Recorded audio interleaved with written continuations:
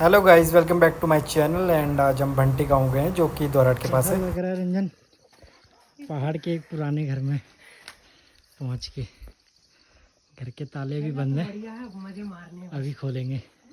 कुर्सी भी है। अब नहाने का देखेगा, नहाने का कुआं मिल गया है, डुबकी लगानी है। बस ठीक लगा भाई। बहुत बढ़िया लगा भाई। घर पहुंच के भाई ने सही सलामत पहुंचा दिया, बहुत अच्छा लगा। बहुत तगड़ी। अब आगे का क्या प्लान है? आगे का प्लान है दोस्तों, देखो 4 दिन में तबाही मचा देनी है। 4 दिन हम गाँव में हैं तो 4 दिन तबाही कर देंगे हम। रंजन को लाए हैं, तबाही मास्टर को। रंजन यहाँ से नीचे कुछ मत करियो। चलो ठीक है गाइस, बताते हैं आगे क्या करेंगे। हेलो गाइस, अभी यहाँ साफ़ सफाई कर रहे हैं अंकल आंटी।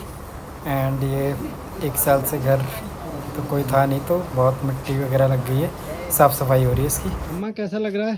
चाह खाई लेला, घर लगने से घर बे खा ला खा जाओ, खाना खून अब खा जाओ। होय खबे जो तुम यहाँ छी ना 3-4 दिन तक। एती था हाँ ओय। ठीक है।